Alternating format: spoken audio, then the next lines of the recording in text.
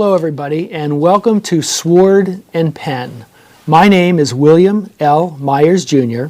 I'm a Philadelphia writer and a Philadelphia lawyer, and on the show, I interview lawyers and writers.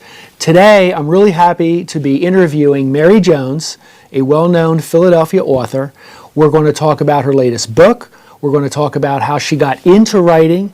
We're going to talk about the art of writing. And Mary is a fantastic speaker, and so we're going to have a lot of fun. Mary, welcome to the show. Thanks, Bill. So let's start with this. How did you get into writing? Oh, my goodness. I started writing when I was old enough to hold a pencil. I was telling stories from early childhood. Mm-hmm. And so I remember my sister would sit and wait for the next fact that was going to come out as I was making it up. So I had encouragement way back. Yeah. I never didn't write.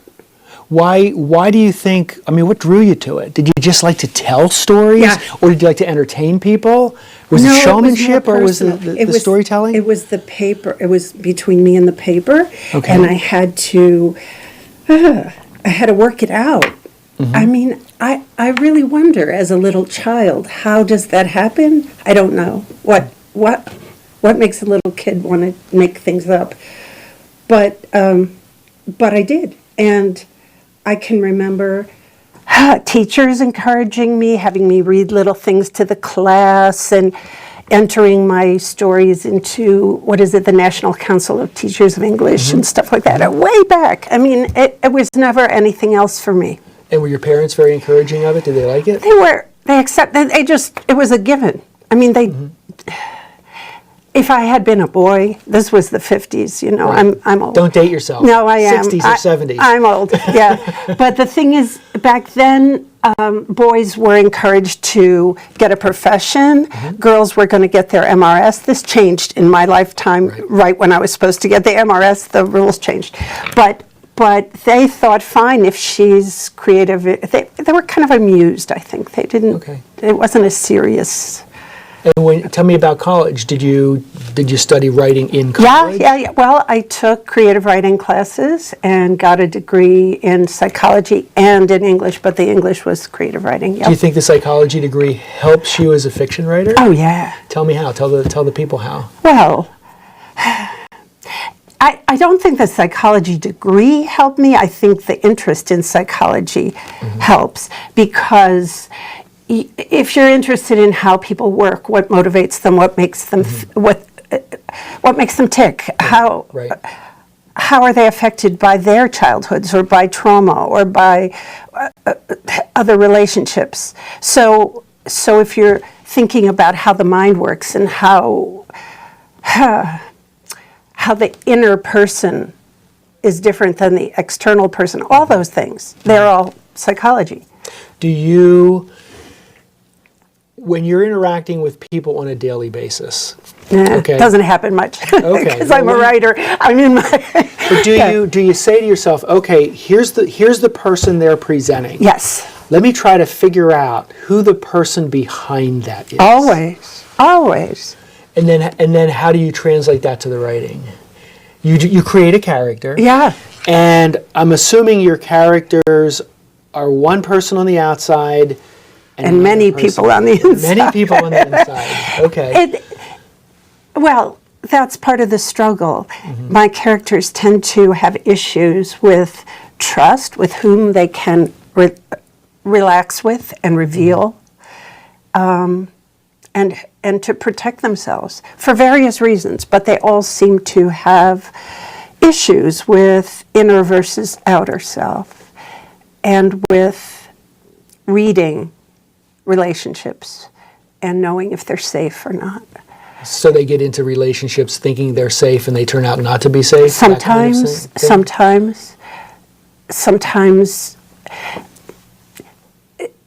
issues of the unexpected happen that change everything and tilt everything off balance. So it changes relationships, it changes the ability to trust, the ability to reveal how much you have to keep secrets. Secrets are a big thing in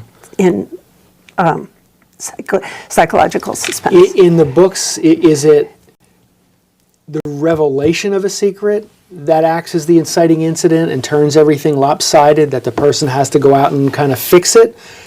What kinds of things in your novels, what kinds of things set people off kilter to where they find they've got to go out now and get their life back? Well, in one series, the Elle Harrison series, her soon-to-be ex-husband is killed in the first book. Okay. In her house. She finds his body. So after he's dead, she finds out all kinds of things about him. She was married to him for X number of years, and she finds out who he really was afterward. And this, of course, sets her life off balance. And in the Harper Jennings series, it's the Iraq War, because she's an Iraq war vet. So she has PTSD, and she's trying to hide that from everybody. That's not what the books are about. It's just part of her character. So she's trying to live a normal life despite having this constant struggle. Exactly. Okay. So things like that. It can be something within the character, something in the character's past, in what you don't know. It's because of her past, she's keeping a lot of secrets. And so she's trying to present a very placid and perfect and poised persona. A lot of P's there, right? Right. Good job. Right. Alliteration. I like that. But she's anything but inside. Yeah. So, it manifests itself in a lot of ways, but the mind and the struggle of human beings to get along with others and to pursue their goals, that's the meat that books come from, right? Yeah. Yeah. Now, I saw that you have 3 series that I've seen: thrillers, suspense, and mysteries. What's the difference? What's the difference between a thriller, a suspense, and a mystery? It's actually a very dotted line. For me, I think if you ask another person, you'll get a different answer. The mysteries are more bad guy solve the crime. Okay. But mine are about the character more. So they're, again, a little bit off that definition. The suspense, for me, is more psychological. Okay. And it's about the inner workings of the person and the inner workings of the forces that they're up against. Thrillers are bigger. Thrillers, the plot, for me, is a wider spectrum. So it might involve a government as opposed to a bank, or, well, banks internationally could be a thriller too, but terrorism would be a thriller, murder would be a mystery or a suspense novel. Okay. And the last book, The What You Don't Know, is a domestic thriller, because the domestic part makes it be within the home, within the family. Right. The world of the book is tight. Why is it a thriller rather than a domestic suspense novel? Mostly because I think there's too many syllables in domestic suspense novel. Yeah, okay. I don't really, it's very dotted line. Things cross over anymore. Genres merge. I heard once at a seminar, somebody explained, and I forget which label applies to which, but they said that mystery, thriller, suspense, what it really revolves around is in one set of books, you don't know what happened in the past. Who done it? Who killed the person? That would be mystery. In one, you don't understand what's happening now. Suspense. And in one, you don't know what's going to happen next. Is that thriller? I guess. I could argue those definitions, but why? Let me ask you this. How much in your writing, how much of the hook, what you try to get the reader hooked on, is based upon the reader not knowing something and wanting to find it out? I want to find out what happened in the past. I want to understand what's happening now. I want to know what's going to happen in the future. How much of that gets woven into your books? Absolutely everything, because that's what suspense is. Suspense can happen in a literary novel. I mean, The Tale of Two Cities is a suspense novel in some ways because you don't know what's going to happen, and so you're reading to find out what's going to happen next. So suspense, I think, is an essential element to almost any novel in some way. So I think all of them are. You want to know something about why the character's doing what they're doing. You want to know what they're going to do. You want to know what's going to happen to them. I hope you do. Let's talk about some other things. So, talk about character arc. There are a lot of people Did out you there hear who that, boy? Character arc, and I'm not looking for something that's really dry. This is the definition of a character arc. But why is it important that a character change in a novel from beginning to end? Or do you think it's not important that they change? Here's the thing. If you're writing a series, it's a little bit different because if your character changes dramatically, and you write the next book, take Lee Child's Reacher. He's pretty much the same in every book. And Sherlock Holmes is pretty much the same in every book. So in series, you sometimes want that consistency so that the character may change in this incident, but they don't change fundamentally. What do you think is more interesting? Oh, well, a standalone where the character changes fundamentally is very interesting. A series where, I mean, in a way, it limits your ability to work with character because you need the character to survive and a little bit unscathed so that they can take on the next adventure. Right. This book, What You Don't Know, is a standalone, and the character does change. Let's talk about it. And I just want to show What You Don't Know by Mary Jones. I've started the book. I'm really into it. I want to read one little thing, okay? It's at the very beginning. Nora, the protagonist, is with her two daughters. Yes. They're having macaroni and cheese. Nora has just killed a spider. Yes. This is how Nora describes her emotional reaction to having killed the spider. She, Nora, refilled their glasses of 2% milk and smiled, not letting on that she kept seeing a grotesque creature dodge and contort as it tried to escape her blows, or that she kept replaying the actual kill, wondering at how easy, how darkly exhilarating it had been. Okay, so Nora's an interesting person. That's a foreshadow. That's a foreshadowing. So tell us a little bit about Nora, the protagonist in the book. I started to write this book because I was interested in the effects of being a sibling of someone who isn't well-adjusted. Okay. And in this case, Nora is the sibling of the kid who got bullied all the time. Tommy in this book. Yeah, Tommy is his name. But most schools, when I was growing up anyway, everybody had a kid who was bullied or knew of somebody who, so he's that kid. And my goal was to write about what it's like not to be the kid who's bullied, but the sibling of that kid. So her complexities begin with her childhood and witnessing and being the brunt of his frustrations and his anger. So as she grows up, this has a huge effect on her. And and she has a lot of anger. Because he bullied her. Yeah. Because he was bullied. Yeah, he was mad. And abusers often become abusers in sexual abuse, in spousal abuse, in other ways. Kids who are beaten often end up beating their kids. So in this case, a kid who's bullied turns on his little sister and bullies her. Right. That affects her. And she, in the book, as it starts out, she's a wife, she's a mother, she has two little girls who are different from each other.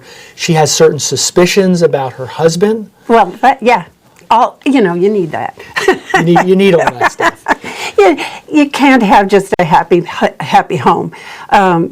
But yeah, there are tensions between her and her husband because she knows that early on he had an affair. Early on. Right. So that once trust is broken, how do you ever really get it back? Right. 100%. So there's a distance between her and her husband because she keeps that. That's one of her hidden things. Right. That she has a little bit of distrust, or maybe not a little, maybe more than a little. Yeah. So what, as the book goes along, if there's an inciting incident, something that sets her to, now I got to fix this, what is it? Or can you not tell us? Can I tell? I mean, yeah, I can tell. It doesn't ruin the end. She suspects that her best friend, she finds evidence that her husband and her best friend are indeed having an affair. Okay. And so that incites her to move forward and confront them and move into other interactions that pursue that suspicion. Okay. But yeah, How does she change? From the beginning of the story, without getting into too many details, how does she evolve? yeah, she is so tired of being bullied by her brother, by female friends, and by her husband in a way, because cheating, lying is, in a sense, abusing. And Sure. so she's tired of being a victim, and she takes action to protect her life, her kids, her roles, her status in the community, herself. She just takes charge. Okay. And how are we going to feel about her? How do you think we feel about her when we first meet her? And as readers, how do you think our feelings toward her, if they change, how they change? She's complicated. It's a lot easier for me to love her brother Tommy than it is for me to love her. But I think you may feel her frustrations. And when she does change, you may be a little shocked or angry or horrified at her, but then you see she's not so scot-free. She's not so untainted by her own actions. Okay. So she pays a price. And how you feel, I hope you feel satisfied. I hope you feel like you were entertained. Does she, when you started writing her, and I've had authors tell me this, that when they started writing a character, they see the character as a certain type of person who's going to develop in a certain way. But as they write the book, and the character is put into situations, the character evolves in ways the author didn't foresee. Always. Does that, with Nora, did that happen for you? It happens with every character. It is happening on the book I'm writing now. As I wrote her childhood, she came clearer to me as an adult. So I had to modify her a little bit. And I didn't want her to be totally passive, even though she was protecting, herself and her children. I wanted her to have some gumption. So she would resist me sometimes. I was going to ask you that. Yeah. Did you have struggles where you want the story to move in a certain way, but Nora, the dialogue comes out, the actions come out over here, and you're like, no, come over here, come over here. Yeah, she's careful. And I wanted her to be more assertive at first, but she said, no, I'm not. I'm cautious. How do you explain that to people, readers who don't write? How do you explain to them that you as a writer who are creating a character, right? Like God makes grass grow, how the character can have a will of her own? How is that possible? How is that possible? I mean, it is. I experience I it. know. Where does it come from? I think we're just playing. You know, like little girls used to play dolls and stuff. You have this entity, and the entity has a consistent nature of some kind. But yes, you've created it in a way, but in a way it takes on its own energy. I can't explain it. To explain it would be to explain creativity. How do you where does it explain come from? where an artist, excuse me, gets the image, or the color, or the? I don't know. I know. I don't wish I knew. I like the mystery of It it. is fun, yeah. I think so. I once heard Stephen King say that he felt like it comes up from the ground, but I've had other people say they feel like it comes from the sky and just comes into them. And you don't know where it comes because, I know when I sit down, I can have two characters, I'm starting a chapter, and I'm writing dialogue, and I have a sense for where I think the dialogue's going to go, but the characters start talking like I'm talking to you, and all of a sudden one of the characters says something that I didn't anticipate, and now the conversation takes off in a whole other direction. And that can happen in a good way, but it can also sabotage your book. Right. They can also decide, no, they're going to talk about what they want to talk about and take you off on a tangent somewhere. So, Because it has to advance the story. yeah, absolutely. Ultimately, where you want the story to end up, it has to advance it rather than be a detour. Otherwise, people will read it and say, well, what was that chapter there for? Other than that, you were having fun, and they can probably pick up that you were having fun. Yeah, yeah. I mean, it's complicated. There have been times in some of the books that I have found out because of character rebellion that my antagonist was not, in fact, the person who committed the crime, that it was someone else altogether.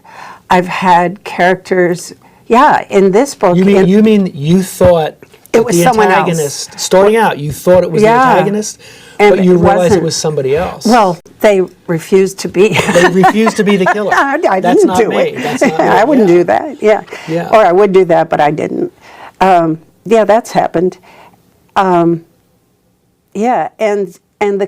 the characters here in What You Don't Know also had some surprises for me. The husband wasn't who I thought he was in the beginning, and Tommy took a turn that I didn't anticipate.